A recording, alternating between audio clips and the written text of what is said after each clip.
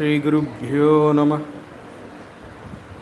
ओम नमो ब्रह्मादिभ्यो ब्रह्मविद्यासंप्रदायकर्तृभ्यो वंश्य ऋषिभ्यो महद्भ्यो नमो गुरुभ्यः। युक्ताहार विहाराय विविक्तस्थलवासिने मलयाळयतीन्द्राय ब्रह्मनिष्ठाय ते नमः।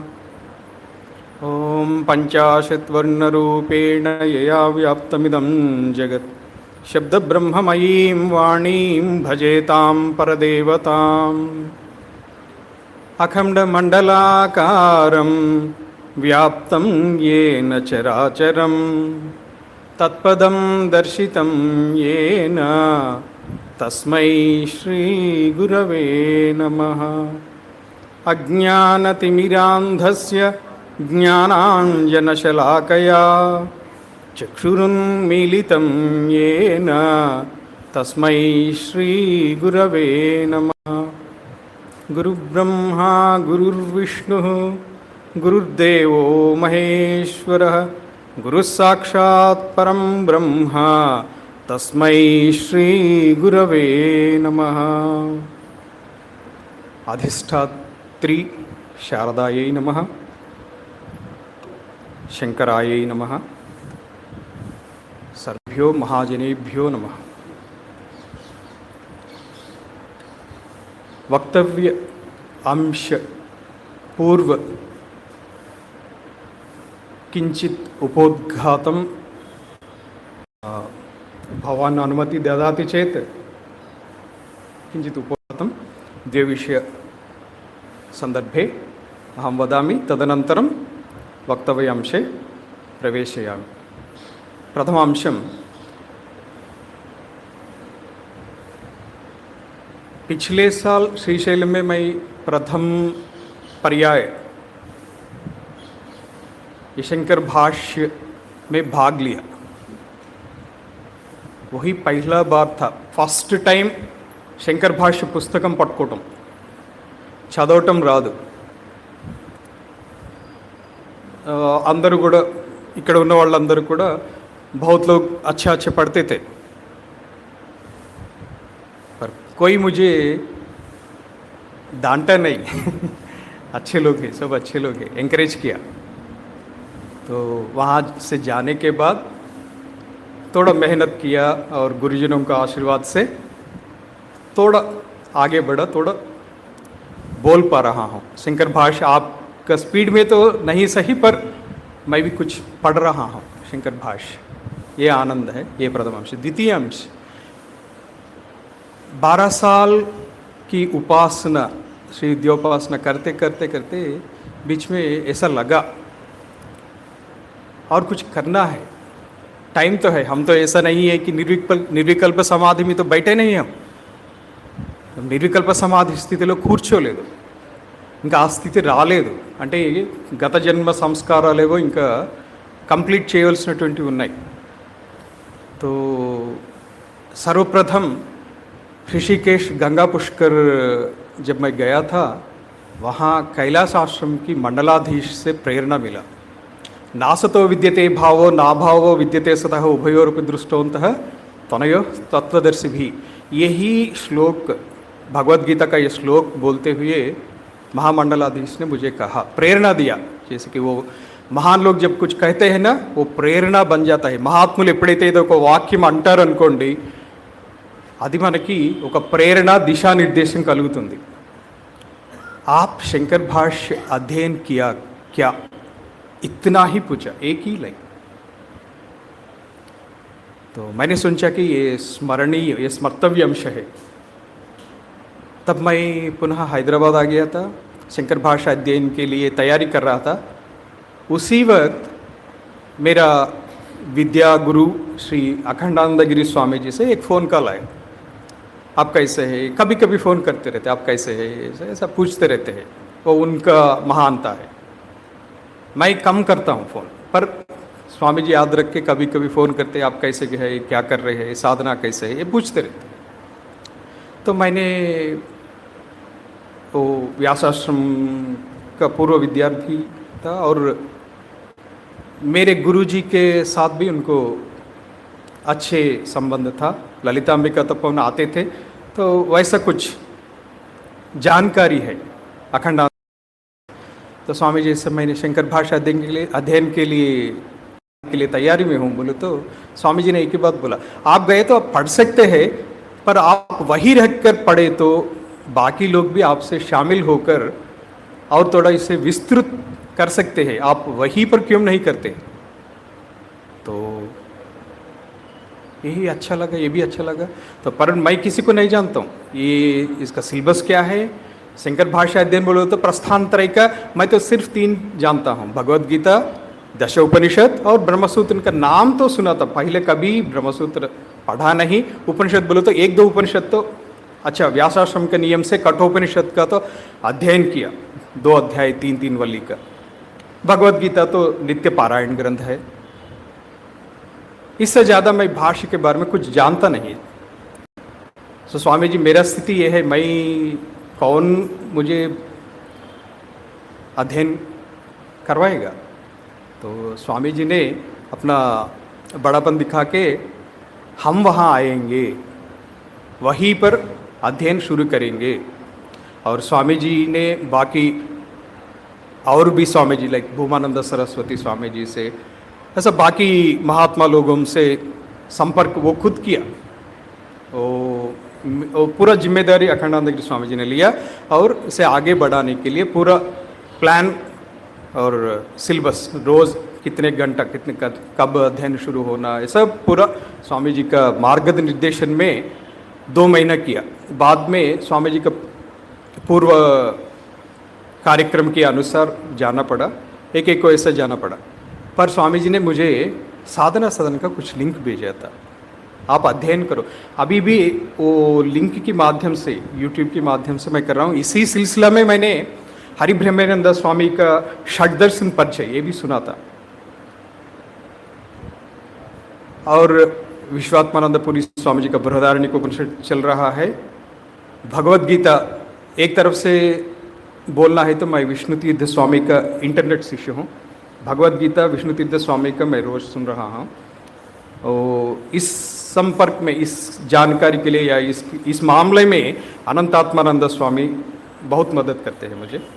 जब भी कोई टेक्निकल प्रॉब्लम होता है, बीच में कभी सर्वर का प्रॉब्लम हो गया, तो जब भी मैं फ़ोन करता हूँ उनका टाइम के अनुसार वो मुझे हेल्प करते रहते। सो ये सब 2 मैंने समझा कि ये 2 स्मर्तव्य अंश है before I enter into the actual topic. So अगर ज़्यादा टाइम ले लिया तो क्षंतव्य हूँ। मुझे जो अंश दिया गया है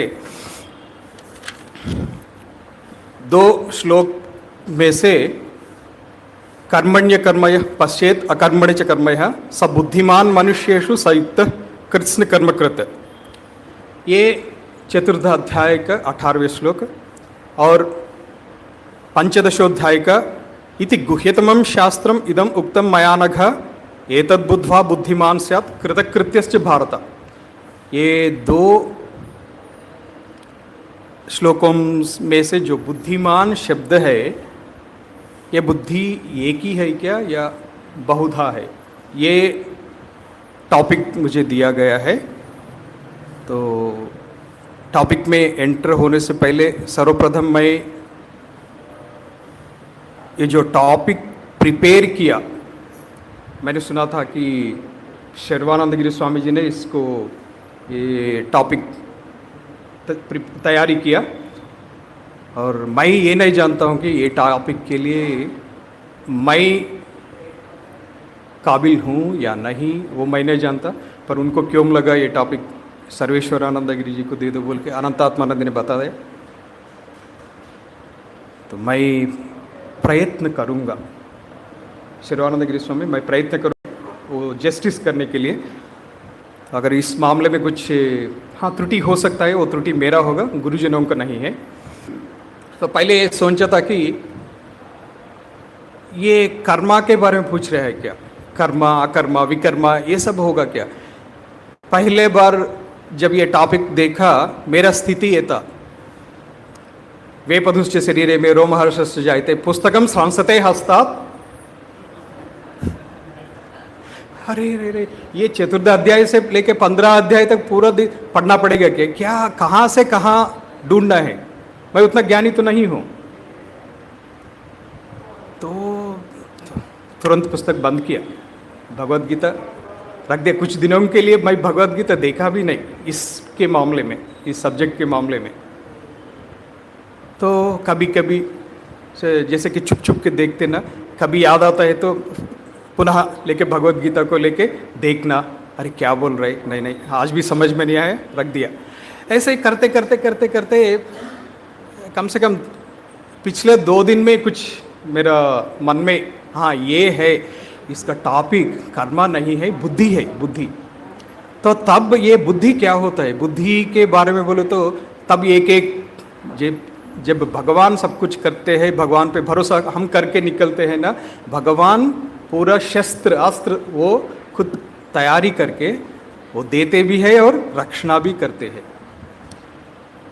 सो ये टॉपिक बुद्धि के बारे में जब मैं सोचने लगता हूँ तो ये अंतःकरण में लेके गया। ये अंतःकरण के बारे में सोचता हूँ तो षड्दर्शन लेके जा रहा है। सांख्य में भी अंतःकरण का कुछ परिचय है। न्याय में तो मुझे अंतःकरण में मनस जो उनका परिमाण जो परमाणु का स्थिति से है, वो न्याय कणाद सिद्धांत से वहाँ तक ही दिख रहा है वैशेषिक में। और ये दो तो मुझे लगभग द्वैत अनेक जीव की भावना से ही बोलते हैं। और पूर्व मीमांसा तो ये अंतःकरण के बारे में क्या बोलता है वहाँ तक मैं पढ़ा नहीं, तो बची है वेदांत दर्शन शास्त्र। ये वेदांत दर्शन में अंतःकरण बोले तो मन, बुद्धि, चित्त, अंतःकरण।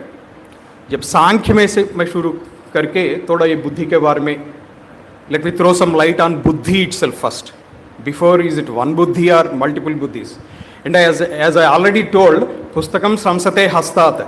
There is one more reason why it happened. 18वें अध्याय में देखे तो वहाँ बुद्धि को 3 तरीके का बता दिया। अरे ये 2 में से मुझे कहीं जवाब ढूंढने में ही असमर्थ रहा मैं, तो ये 3 में से अभी क्या चुनूं मैं? प्रवृत्तिं च निवृत्तिं च कार्याकार्ये भया भये बंधम मोक्षम च यावेति बुद्धि सा पार्थ सात्विकी। ये या धर्मम अधर्मम च कार्यम च अकार्यमेव च अयथावत प्रजानाति बुद्धि सा पार्थ राजसी। और तीसरा तो बची है अधर्मम धर्ममिति मन्यते तमसावृता सर्वार्थान विपरीतां च बुद्धि सा पार्थ तामसी। My intention is not to explain all of these shlokas. पूरा श्लोकास एक्सप्लेन करना है बोले तो चतुर्थ अध्याय से लेके पंचदशोध्याय तक बुद्धि के बारे में कम से कम 40 से ज़्यादा श्लोक दिखते हैं। पर हर श्लोक में गए तो जितना समय मुझे दिया गया है उतने में तो मैं असमर्थ ही हूँ, वो कंप्लीट नहीं कर पाता हूँ मैं। तो इसलिए बुद्धि अभी 3 हो गया। शर्वानंद स्वामी जी से 2 बुद्धि को बता के इनमें से ये क्या अलग है, क्या एक ही है क्या बोल के सवाल दिया। तो अभी ये 3 बुद्धि हो गया। क्या करूं मैं अब? 3 + 2 they are not of the same category. They are talking only about बुद्धिमान। And today I was talking to some of the people who completed व्याकरणम। ये बुद्धिमान मतु प्रत्यय है। तो जो बुद्धि, जो आदमी इस बुद्धि से भरी हुई है, या जो हु इज दिस बुद्धि इज बुद्धिमान। यस्य सह बुद्धिमान, बुद्धि यस्य सह बुद्धिमान। सो अभी ये 5 हो गया। So like that it was going on. So again I closed my Bhagavad Gita. नहीं, कुछ दिन के लिए मेरे उपासना ही अच्छा लग रहा है। जब ये कंफर्टेबल नहीं रहता ना, उसमें जाता है ये ह्यूमन टेंडेंसी, पर छोड़ना तो नहीं चाहते हैं। उनको क्यों लगा जानता, पर इसके लिए we need to do something for this, to come out of this confusion and do some justification. इतना बोलते हुए आधा घंटा निकल गया मेरा, क्षमा चाहता हूँ। तो सांख्य बुद्धि के अनुसार बुद्धि, अंतःकरण, मन, बुद्धि और अहंकार। एंड सांख्य क्लियरली सेज मन एंड अंतःकरण, these are the main activities और these are the main players. अंतःकरण जब बोलते हैं वो पूरा सात्विक इंद्रियों से और तामसिक इंद्रियों सहित और मन सहित एकादश इंद्रियों सहित अंतःकरण ప్రవృత్తి లేకే ఇవన్నీ తీసుకుని పోయి ఒక ఇంట్లో ఒక 10 మంది ఉన్నారనుకోండి, 10 మంది పనులన్నీ కూడా ఎండ్ ఆఫ్ ద డే ఏం చేస్తారంటే ఇంటి యజమానికి నివేదిస్తారు. वैसे ही ये पूरा इंद्रिय मन और अंतःकरण सहित ये सब ले जाके बुद्धि को निवेदन करता है. जैसे कि हम जो भी लाते हैं ना, प्रसाद लाते हैं, प्रसाद लाए तो भगवान का सामने निवेदन करता है. खाते हो तो हम निवेदन तो करते हैं, वैसे बुद्धि को निवेदन करता है. ये बुद्धि भी नहीं खाते हैं. जैसे कि पुजारी रहता है ना, पुजारी जी या अर्चक, अर्चक नहीं खाते हैं. अर्चक ये सभी को बांटता है. वैसा ही ये बुद्धि ले जाके पुरुष को निवेदन करता है. ये सांख्य मतानुसार.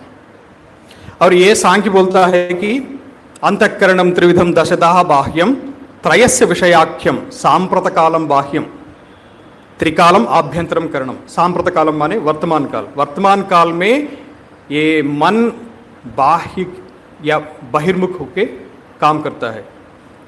त्रिकालम आभ्यंतरम करणम. So it has the ability to act upon past and future as well, not just on the present situation. सांतःकरण बुद्धि सर्व विषयम अवगाहते यस्मात् तस्मात् त्रिविधम करणम द्वारि द्वाराणि शेषाणि. Why I am referring to this Sankhya Darshan is for one reason. విశ్వంలో ఉన్నటువంటి వాంగ్మయం మొత్తంలో మనం చూసుకుంటే 2 పుస్తకాలు ప్రాచుర్యం పొందినటువంటివి. ఒకటి భగవద్గీత, రెండోది పాతంజలి యోగ దర్శనం. భగవద్గీత, పాతంజలి యోగ దర్శనం మీద there is a lot of research happening on the side of the personality development, not just on the asanas or the physical development or the physical benefits, on the materialistic benefits of the asanas, they are proven now. But on the personality development of a child or a person, how Patanjali Yoga Darshana or Yoga Shastra helps. There is lot of research happening. Unfortunately, not much in India, but in Europe and America. మన శాస్త్రాలలో ఉన్నటువంటి విషయాల మీద విదేశీయులు చాలా research చేస్తున్నారు. మన వాళ్ళకి ఇంకా అంతగా అవగాహన రాలేదో, ప్రయత్నం జరుగుతున్నా మనకు తెలియటం లేదు అనుకుందాం ప్రస్తుతానికి. రెండోది, ఈ పాతంజలి సూత్రానికి కానీ మనకున్నటువంటి వాంగ్మయం మొత్తానికి కూడా ఆధారభూతమైనటువంటి దర్శన శాస్త్రం ఏది అంటే సాంఖ్య దర్శన శాస్త్రం. సాంఖ్య దర్శన శాస్త్రము అద్వైత సిద్ధాంతాన్ని ప్రతిపాదించడం లేదు. అయినప్పటికీ కూడా శంకరాచార్యుల వారి యొక్క వేదాంత దర్శన శాస్త్ర అనుసారము శంకర భాష్యంలో కూడా మీకు సాంఖ్యము చాలా చోట్ల రిఫరెన్స్ వస్తుంది. एक एग्जाम्पल बोलना है तो सपोज यहाँ से दिल्ली तक एक रोड डालना है. पहले से ही लोग जा रहा है, आ रहे हैं. ये रोड बीच बीच में बहुत जगह कुछ तैयार है, बाकी पूरा कंप्लीट कर दिए तो एक रोड, कंटिन्यूस रोड, शायद यहाँ से दिल्ली तक आपको एक रोड बन जाएगा. नया रोड पूरा एंड टू एंड करने की ज़रूरत नहीं है. वैसे सांख्य लोगों ने एक पैच ऑफ रोड डाल दिया. पातंजलि योग दर्शन में रोड का इसी जगह में नहीं, कोई आगे जाके वो लोग रोड डाल दिया. ऐसे सब दर्शन शास्त्रों को मिला के शंकराचार्य जी ने एक लंबा रोड एंड टू एंड करके अद्वैत सिद्धांत तक रोड डाल दिया. ये रोड में से कहीं भी डेस्टिनेशन पहुंच नहीं पाया. सिर्फ अद्वैत सिद्धांत या वेदांत शास्त्र जो बोलता है यही एंड पॉइंट तक लेके जा रहा है. तो ये कहते हुए न्याय और वैशेषिक में तो बता दिया. और वेदांत दर्शन में क्या बताते हैं? मननात् इति मनस, they explain the activities of मन, బుద్ధి, చిత్ और అంతఃకరణం. మనస్సు యొక్క ముఖ్యమైనటువంటి కార్యము సంకల్ప వికల్పములు. So it brings in some thought and it immediately jumps on to another thought వికల్ప్ करके. బుద్ధి, నిశ్చయాత్మక జ్ఞాన బుద్ధి, चिंतनम చేసేది, जो चिंतन करते रहते हैं वो चित्त. अहंकार, कर्तृत्वाभिमान, ये मैं कर रहा हूँ, ये मेरा है, मैं बोल रहा हूँ, मैं पढ़ रहा हूँ, मैं साधना कर रहा हूँ, ये भी अज्ञान है. वेदांत शास्त्र में पूरा परमात्मा ही कर रहा है, प्रेरणा भी वही दे रहा है, भावना भी वही दे रहा है, करने वाला भी वही है, करवाने वाला भी वही है, और उसका फल भोगने वाला भी परमात्मा ही है, अलग नहीं है। ये जो जानता है सह बुद्धिमान ये कहने के लिए थोड़ा उपोद्घात। और इतना कहने के लिए चतुर्थ अध्याय तक भगवान ने क्यों इंतजार किया? एक ही शब्द में तो बोल सकता है सब कुछ मैं ही कर रहा हूं, 18 अध्याय में क्यों बोलना है? किसी महान का भाषण यह है कि द्वितीय और तृतीय अध्याय में जो बोल दिया वो पूरा श्रुति अर्थ है, पूरा वेदार्थ को 2 अध्याय में बता ही दिया भगवान ने। सो इट इज़ लाइक पहले समरी बता दिया, उनको डिटेलिंग पार्ट जो भी रहते हैं ना वो चतुर्थ अध्याय से लेके पंचम अध्याय तक बोला। पंचम अध्याय पंचदशोध्याय, पंचम नहीं पंचदशोध्याय तक बोल दिया। पंचदशोध्याय के बाद में जो बोला है वो समरी है, ये किसी महान से मैंने सुना है। 15 अध्याय के बाद में भगवान नए चीज कुछ बताए नहीं, उसका रिकैप ऑफ व्हाट हैपेंड। पहले इंट्रोडक्शन दिया, बाद में डिटेलिंग किया, बाद में समराइज किया। वो समराइजेशन 16 से लेके 18वीं चैप्टर तक,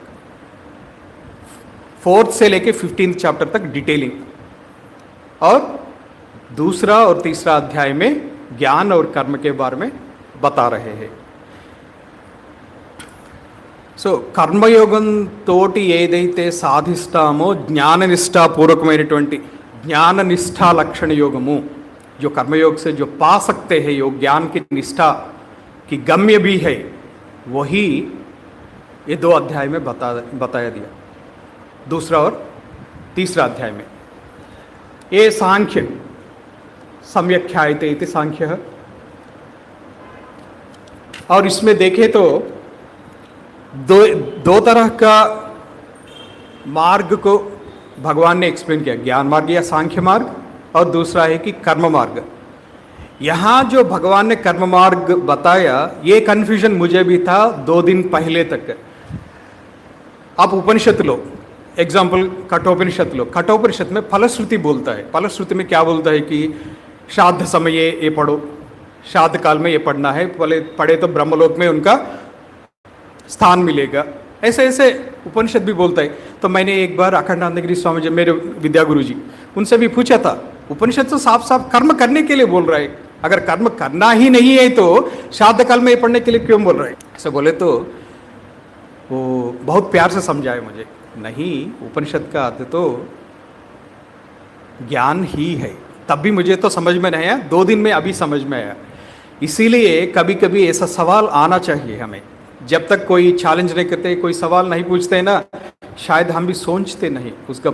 शायद आप लोग सोचते हैं, पर मैं तो जब तक वो सिचुएशन एनकाउंटर नहीं करता हूं तब तक उसके बारे में ध्यान नहीं देता हूं मैं।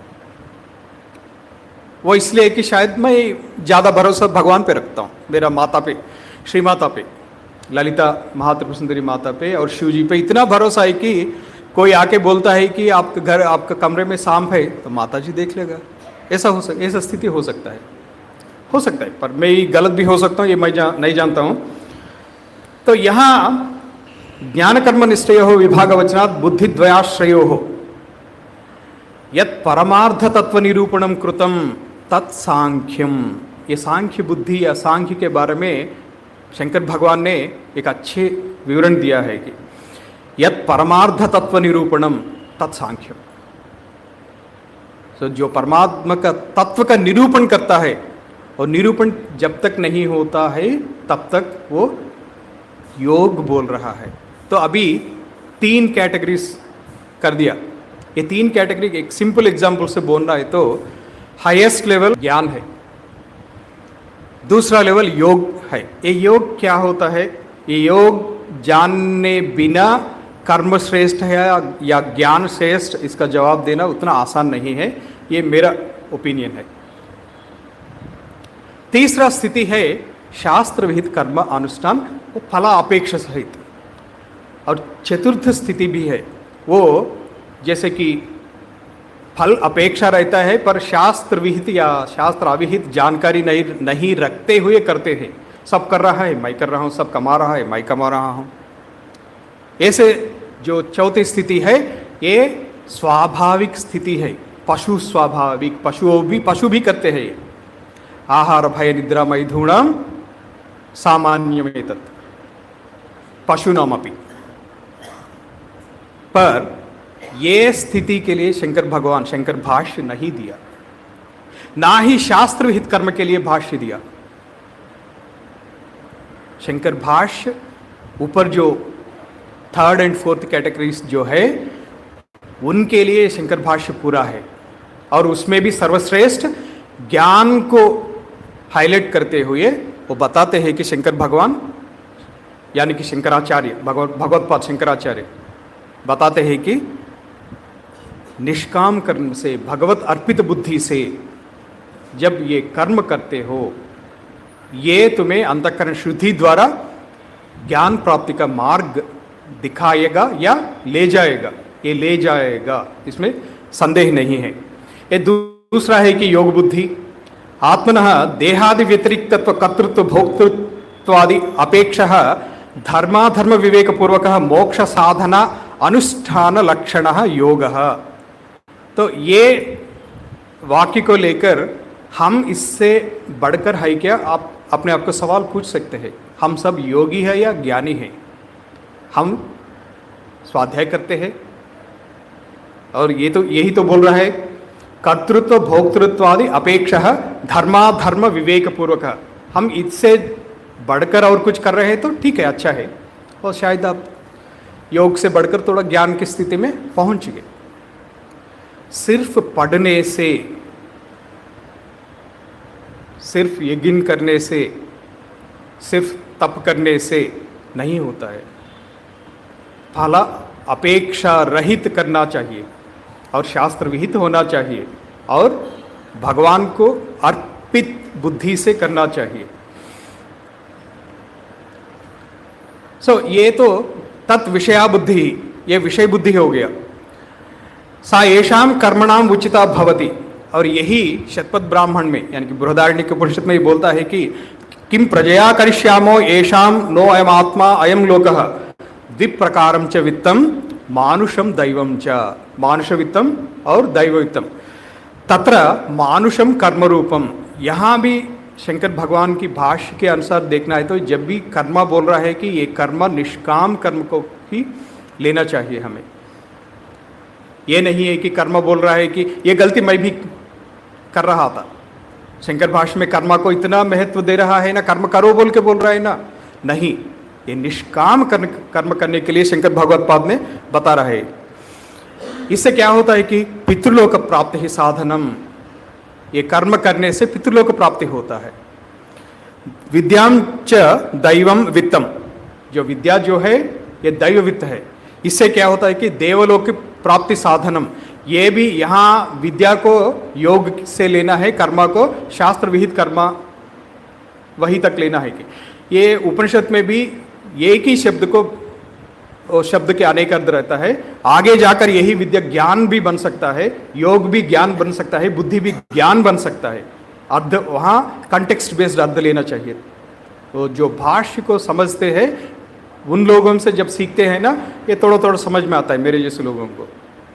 अगर खुद पढ़ने के लिए गए तो उसे समझने के लिए कोशिश किए तो पूरा गड़बड़ हो जाएगा। और स्पष्ट रूप से शंकर भगवत्पाद ने ये बोल रहा है कि गीता शास्त्र का लक्ष्य कर्मानुष्ठान नहीं है। तस्मात् गीता शास्त्रे केवलात् एव तत्वज्ञानात् मोक्ष प्राप्ति ही न कर्म समुचितात् इति निश्चित अर्थः।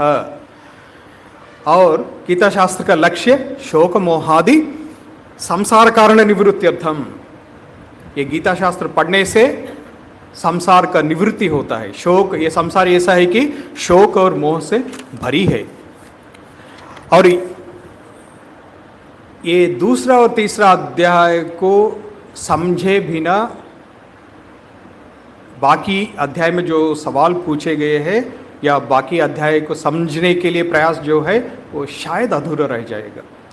ठीक तरफ से सांख्य योग और कर्मयोग को समझ गए तो आगे का अध्याय समझ में आ सकता है।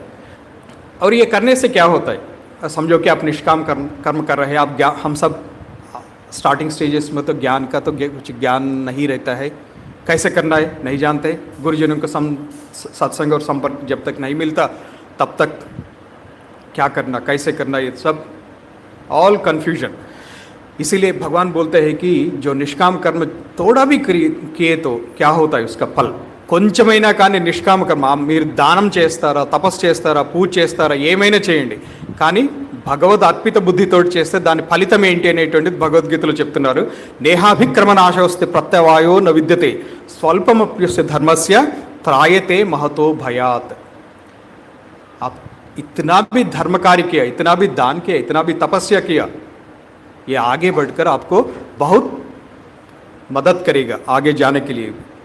और 40 श्लोक के बाद भगवान ने सांख्य को नहीं, थोड़ा कर्म के बारे में एक्सप्लेन करते हैं। सांख्य में कर्म के बारे में आता है, कर्मयोग में ज्ञान की बात भी आता है।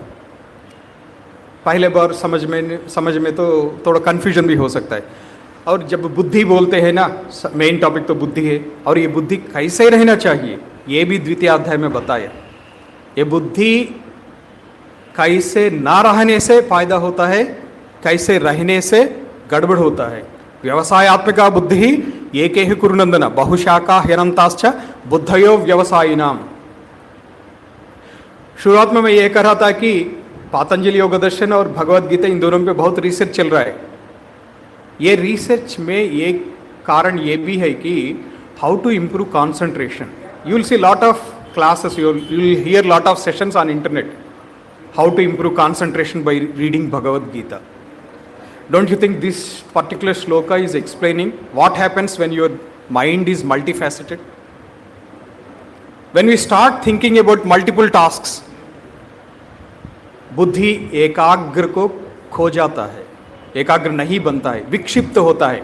इसी पारमार्थिक या पारिभाषिक शब्द में बोले तो विक्षिप्त होता है, और विक्षिप्त होने से किसी एक चीज़ पे रुकता नहीं। जैसे कि एक बंदर एक शाखा से दूसरा शाखा पे कूदते रहते ना, वैसे ये बुद्धि भी एक ही चीज़ को पकड़ते नहीं। सर्वेषु वेदोक्तेषु कर्मसु यानि उक्तानि अनंत फलानि तानि न अपेक्षन्ते चेत् किमर्थं तानि ईश्वराय इति अनुष्ठीयन्ते इति। आप निष्काम कर्म बोल रहे, निष्काम कर्म बोले तो क्या है, फल के लिए रुचि रखना नहीं चाहिए। నిష్కామ కర్మ నాకు దీని గురించి ఫలితం ఏదొద్దు, పూజ చేస్తారు, పూజ చేసిన తర్వాత ఏమంటారు, ఏ తత్ఫలం భగవదార్పణం అంటే కృష్ణార్పణం వస్తు లేదా శ్రీమాతార్పణం వస్తు। तो जब आप कर्म का फल जो कर्म कर रहे हैं उसका फल वापस दे ही रहे तो कर्म क्यों करना है, तो करने से क्या फायदा मिलता है। प्रयोजन मनुद्देश्य ममद्यो, जो भी करते हैं उसके लिए कुछ फायदा, ఏదైనా చేసామంటే దానికి ఏదో ఒక రిజల్ట్ కావాలి అంటాం। ఆ రిజల్ట్నే మనం భగవంతుడికి ఇచ్చేయి అని చెప్పి ఎప్పుడైతే భగవత్పాదులు గీతా శాస్త్రంలో కృష్ణ భగవానులు చెప్తున్నారో అప్పుడు మనం కర్మ ఎందుకు చేయాలి, ఇదే సందేహం వస్తుంది। ఆ కర్మ చేయటానికి రీజన్ చెప్తారు, మనకి సముద్ర స్నానం అనేటువంటిది అత్యుత్తమం, అవునా, సముద్ర స్నానం అత్యుత్తమం। సముద్రం మనకి దగ్గరలో లేదు, ఏం చేయాలి, నదీ స్నాన్, నది దగ్గరలో లేదు, తడాగ స్నాన్, తడాగం దగ్గరలో లేదు, కూప స్నాన్, కూపం కూడా దగ్గరలో లేదు, బోర్వెల్, ఇంకా అది కూడా లేకపోతే ఏం చేస్తాము, ఏది చేసినా కానీ బకెట్ నీళ్ళల్లో గంగా గంగా గంగా ఇది అంటే గంగామాతని స్మరించుకుంటూ మీరు స్నానం చేస్తే ఆ జల స్నానము గంగా స్నాన ఫలితాన్ని ఇస్తుంది అనేటువంటిది మహాత్ముల యొక్క వాక్యం। మరి ఈ నిష్కామ కర్మ ఎందుకు చేయాలి అని అంటే యావానద్ధోదపానే సర్వత సంప్లుతోదకే తావాన్ సర్వేషు వేదేషు బ్రాహ్మణస్య విజానతః। అత్యుత్తమైనటువంటి కార్యము మనం చేయలేనప్పటికీ మన అందుబాటులో ఉన్నటువంటి మన యథాశక్తి जो काम हमारे शक्ति में है यथाशक्ति, और वो निष्काम करते करते करते परमात्मा तक पहुंच सकते हैं। यही भगवत्पाद का उद्देश्य है या गीताचार्य का उद्देश्य है बोल के मम मतम इति। तस्मात् प्राक् ज्ञान निष्ठाधिकार प्राप्ते कर्मणि अधिकृतेन कूप तडाकाद्यर्थ स्थानीयम अपि कर्म कर्तव्यम तव च, कर्म कर्तव्यम एवं कर्म न त्यजनीयम, कर्म को छोड़ना नहीं चाहिए। ये बोलकर ये नहीं है कि शास्त्र अविहित कर्म करो, ये नहीं बोल रहा, शास्त्र विहित कर्म करो और वो भी फलापेक्ष रहित। जब फला अपेक्षा करते हैं ना वो बंधन बन जाता है। तो कर्म करो पर फल के लिए उद्देश्य मत रखो, रुचि, फल में रुचि मत रखो। योगस्थः कुरु कर्माणि संगम त्यक्त्वा धनंजय, सिद्ध्य सिद्ध्योः समो भूत्वा समत्वं योग उच्यते। यहाँ इसके बारे में इसके बाद में अर्जुन भी पूछते हैं, स्थित प्रज्ञ से का भाषा स्थित किमुच्यते। ये सब भगवान बोलते बोलते बोलते बंधन का कारण कैसे बनता है, बंधन कैसे बनता है वो भी समझाता है। ध्यायतो विषयान् पुंसः संगस्तेषु उपजायते, संगात् संजायते कामं, कामात् क्रोधो विजायते, क्रोधोद्भवति सम्मोहात् स्मृतिभ्रंशः, स्मृतिभ्रंशो बुद्धिनाशात्, बुद्धिनाशो प्रणश्यति। ये जो बुद्धि के बारे में हम बात कर रहे हैं, ये बुद्धि अत्युत्तम है। ये कैसे अत्युत्तम है वो भी उपनिषद में बताया गया है। आत्मानं रथिनं विद्धि शरीरं रथमेव तु बुद्धिं तु सारथिं विद्धि मनः प्रग्रहमेव च। సారథి, మీకు ఒక వాహనం ఉంది, కారు ఉంది అనుకోండి, మీకు ఒక డ్రైవర్ని అపాయింట్ చేశారు. ఆ డ్రైవర్కి డ్రైవింగ్ బాగా వస్తేనే మీరు ఆ కీ ఇస్తారు. డ్రైవింగ్ బాగా రాని వాడికి మీరు డ్రైవింగ్ అపాయింట్ చేస్తారా? డ్రైవర్ కింద అపాయింట్ చేస్తే లోపల కూర్చున్నటువంటి మీకు నష్టము, మీ వాహనానికి నష్టము, గమ్యం చేరేటువంటిది అసాధ్యం ఇంచుమించు. దీన్నే కఠోపనిషత్తులో కూడా ఇంకొకటి చెప్తారు. ఒకవేళ బుద్ధి కనుక సరి అయినటువంటిది లేకపోతే అవిద్యాయామంతరే వర్తమానే స్వయం ధీరా పండితం మన్యమానా दंद्रम्यमाणा पर्यंत मूढ़ा अंधे नैव नियमाना यथांधः। अगर बुद्धि भ्रष्ट हो गया, बुद्धि विचलित हो गया, विक्षिप्त हो गया तो क्या हो सकता है? वो समझता है बुद्धि। आप किसी ड्राइवर को अपॉइंट किया, वो बोलता है कि हमें बहुत एक्सपीरियंस है, हम अच्छा चलाता है, आपका गाड़ी बहुत सेफ है हमारा हाथ में, और सैलरी भी मांगते हैं, देते हैं। पर अगर वो ठीक तरह से गाड़ी नहीं चला पाए तो क्या होता है? दंद्रम्यमाणा पर्यंति मूढ़ा अंधे नैव नियमाना यथांधः। तो ये शुद्ध बुद्धि पहले जो 18वां अध्याय में मैंने बताया था, मैं नहीं भगवान ने बताया था, सात्विक बुद्धि। वो सात्विक बुद्धि बनते है तो तब ज्ञान प्राप्ति का मार्ग दिखाएगा। अगर सात्विक बुद्धि नहीं रहा तो, राजसिक या तामसिक बुद्धि रहा तो गम्य से भ्रष्ट कर देगा। तो वो सात्विक बुद्धि को प्राप्त करना उद्देश्य है। और गीताचार्य ने ये भी बताता है, योगास भगवत्पाद शंकराचार्य ने बताता है कि योगानुष्ठान जनित सत्वशुद्धि जा बुद्धि ही कदा प्राप्यते। ये सवाल पूछते हैं भगवान। शंकर भाष्य में इतना समझाते हैं कि सवाल भी आते हैं, उसमें उसका जवाब भी देते हैं।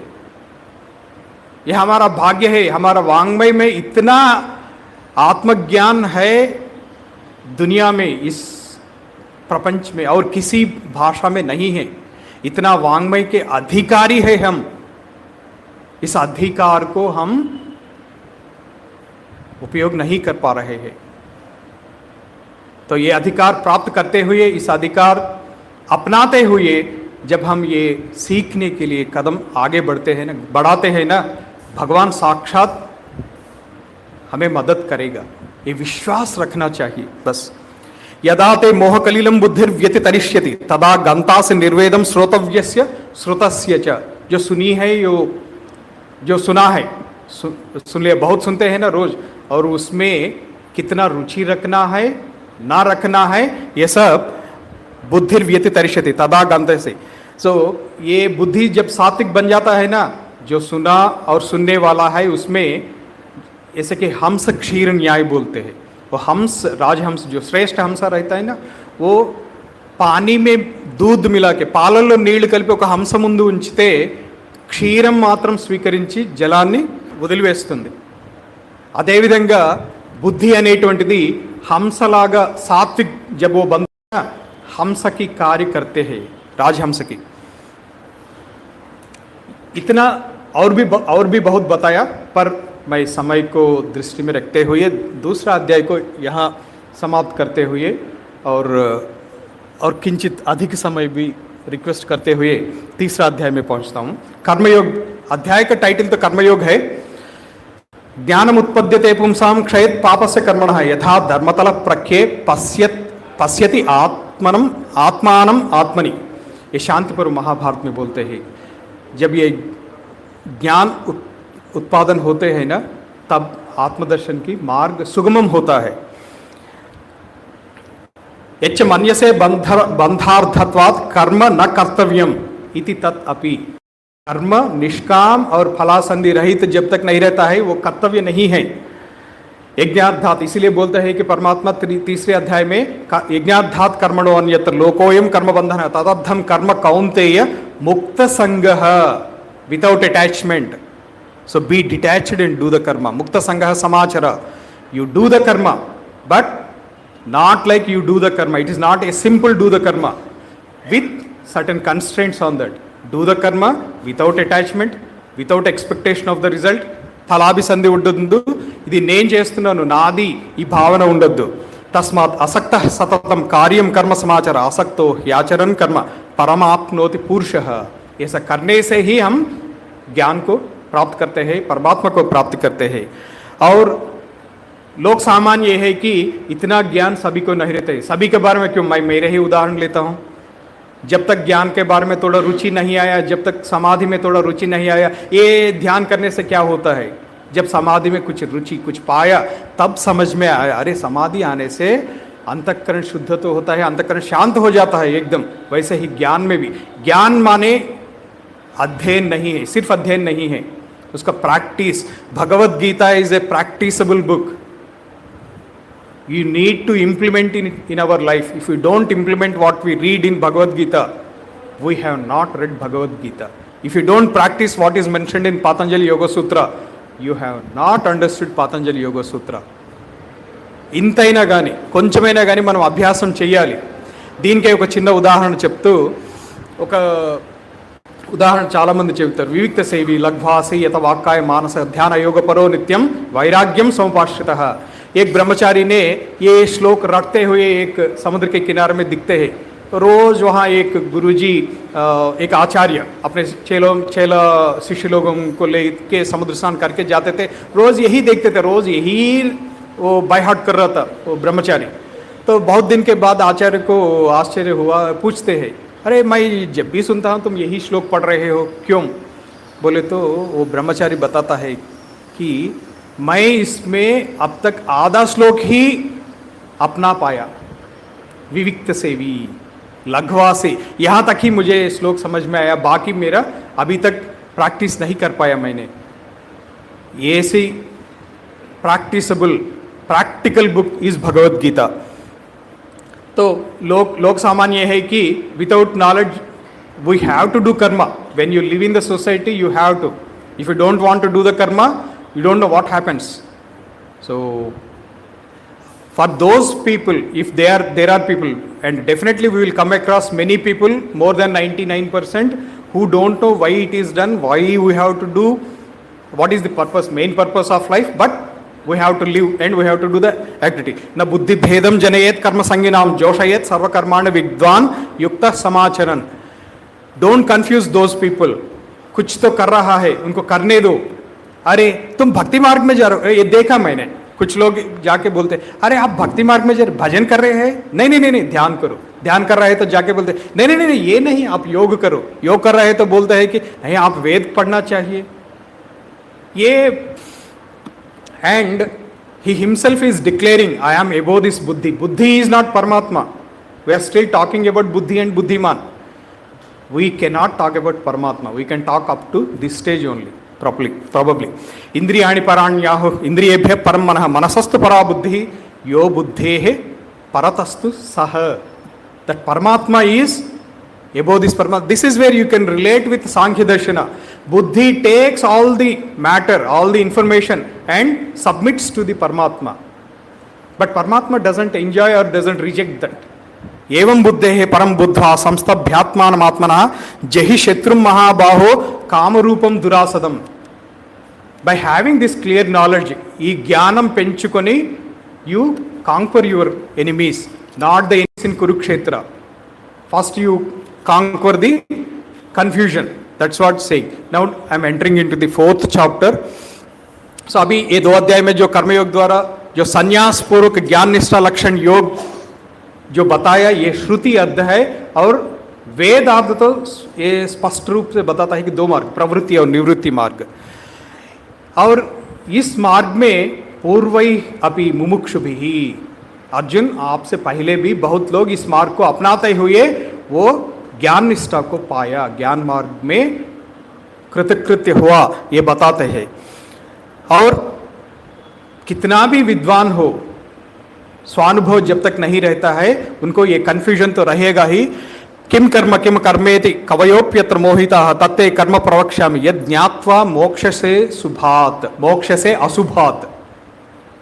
जो जानकारी लेकर अशुभ से मोक्ष कैसे पाना है। कर्मण्य कर्मयः पश्येत् अकर्मण्य च कर्मयः स बुद्धिमान मनुष्येषु स युक्तः कृत्स्न कर्मकृत। सो कर्मा में अकर्मा को देखना है, अकर्मा में कर्मा को देखना है। भगवत पाद ने इसके लिए एक बहुत अच्छा एग्जाम्पल देखते हैं। हम ट्रेन में जाते रहते हैं और गाड़ी में जब बैठते हैं, रोड या गाड़ी के बाहर जो वृक्ष और भवन जो भी दिखते हैं ना, वो जैसे कि वो पीछे भाग रहे जैसे दिखता है, पर actually they are not running. మనం ట్రైన్లో కూర్చొని చూస్తే పక్కన ఉన్న చెట్లు భవనాలు అన్ని పరిగెడుతున్నట్టు ఉంటాయి. यही अकर्मा में कर्मा देखना. और बहुत दूर में जो नक्षत्र वगैरह देखते हैं ना, वो एक्चुअली मूवमेंट हो रहा है. सूर्य भगवान को जब देखते हैं मूवमेंट होता है, पर ये नहीं समझते हम कि वो चल रहा है बोल के नहीं समझते. हम ये सोचते हैं कि वो अचल है. ये कर्मा में अकर्मा को देखना है. गत संगस्य मुक्तस्य ज्ञानावस्थित चेतसा यज्ञाय आचरतः कर्म समग्रम प्रविलीते. जहां पर भी भगवान ने यज्ञ बोल रहा है कि ये भगवत अर्पित बुद्धि से जो कर रहे हैं, भगवान के लिए जो कर रहे हैं, भगवान को कर रहा हूं, ये बुद्धि से जब कर रहे हैं वो यज्ञ बन जाता है. कर्म समग्रम, जब कर्म समग्रम बोलते हैं ये फल सहित विलीयते. समग्रम सह अग्रेण फलेन वर्तते इति समग्रम कर्म. तत् समग्रम प्रविलीयते. प्रविलीयते माने विनश्यति. कर्म फल सहित विनश्यति. कब? जब मैं सोता हूँ, मैं अनजाने में किसी मच्छर को मारता हूँ, इससे मुझे पाप लगेगा या नहीं लगेगा? क्योंकि ये भगवान को सोचते हुए नहीं कर रहे हम. अरे मुझे कुछ तकलीफ हुआ इसलिए किया. नींद में भी करते हैं. नींद में भी हम अनजाने में मच्छर को मारते हैं. इससे पाप नहीं लगता क्या? पाप लगेगा.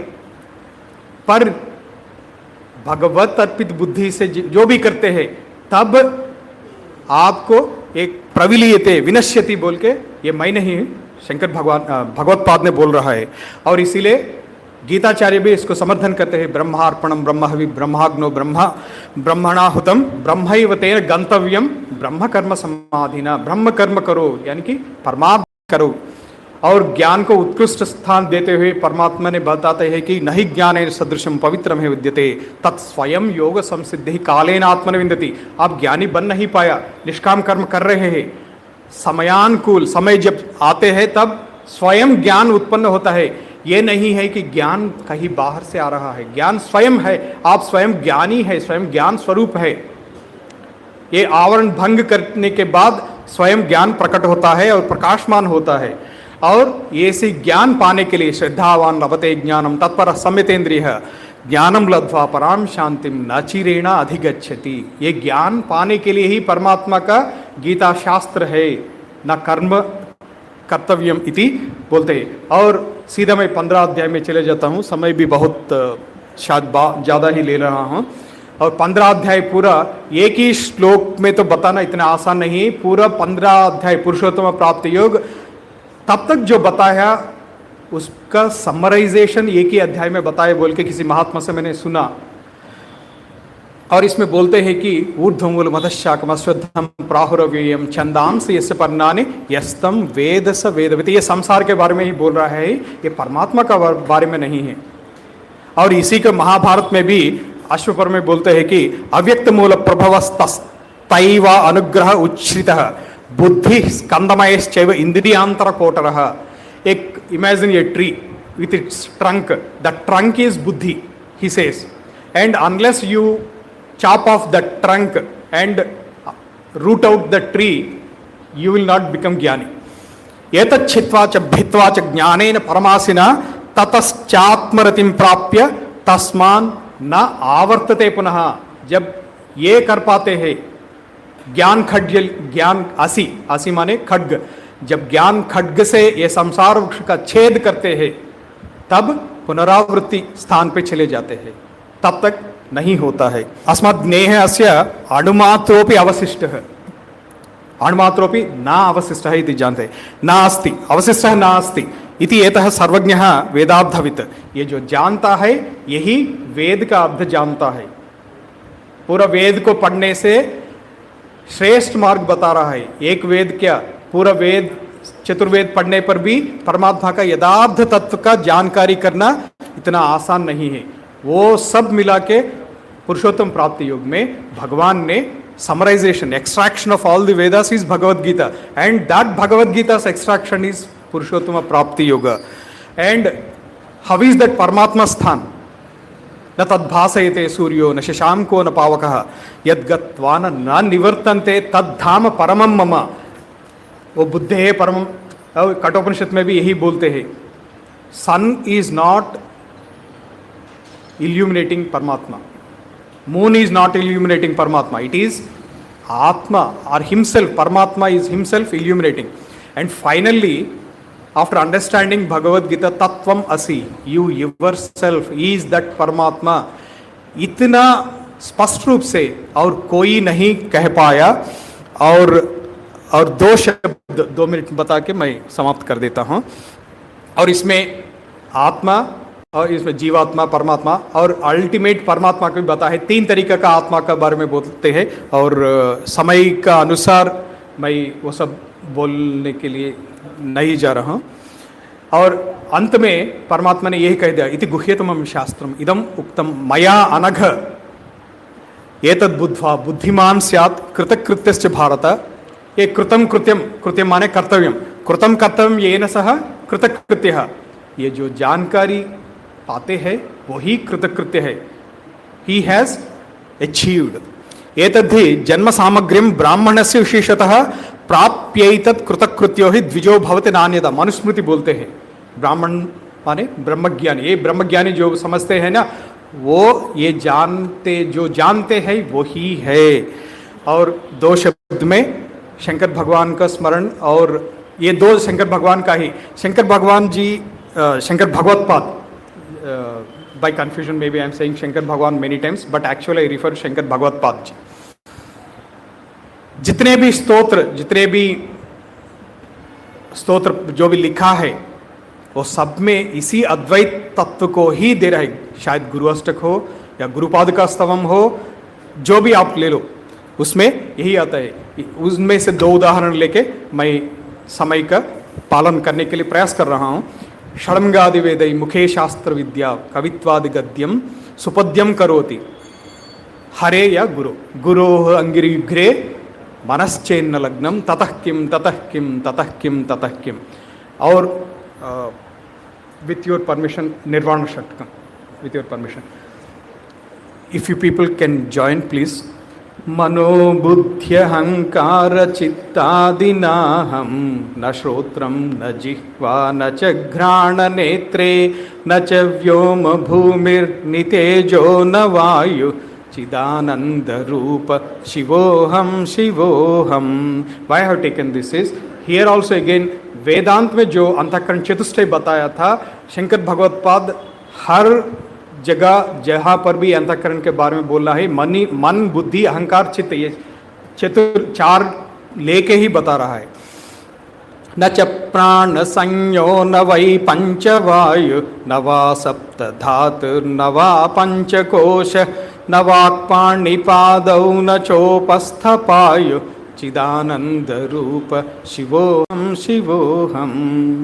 न मे द्वेष रागौ न मे लोभ मोहौ मदो नैव मे नैव मात्सर्य भाव न धर्मो न चाद्धो न कामो न मोक्ष चिदानंद रूप शिवोहम शिवोहम। ప్రయాస్ కరు आप भी మీరందరూ కూడా చెప్పడానికి ప్రయత్నం చేయండి। లాస్ట్ లైన్ అయితే చెప్పగలుగుతారు। न पुण्यं न पापं न सौख्यं न दुःखं न मन्त्रो न तीर्थं न वेदा न यज्ञाः अहं भोजनं नैव भोज्यं न भोक्ता चिदानन्दरूप शिवोऽहं शिवोऽहं न मृत्युर्न शङ्का न मे जातिभेदाः पिता नैव मे नैव माता च जन्म न बन्धुर्न मित्रं गुरुर्नैव शिष्य चिदानंद रूप शिवोहम शिवोहम। ये 5 श्लोक में मैं ये नहीं हूँ ये नहीं हूँ ये नहीं हूँ बता के अंत में तुम असलियत में क्या हो ये बताने जा रहा है शंकर भगवत्पाद।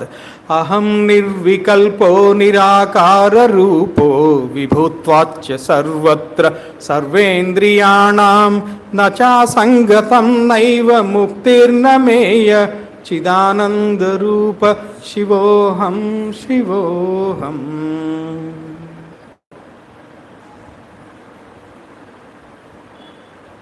इसमें त्रुटि हुई मेरा गलती को क्षमा मांगते हुए ओम सहनाववतु सहनौ भुनक्तु सह वीर्यं करवावहै तेजस्विनावधीतमस्तु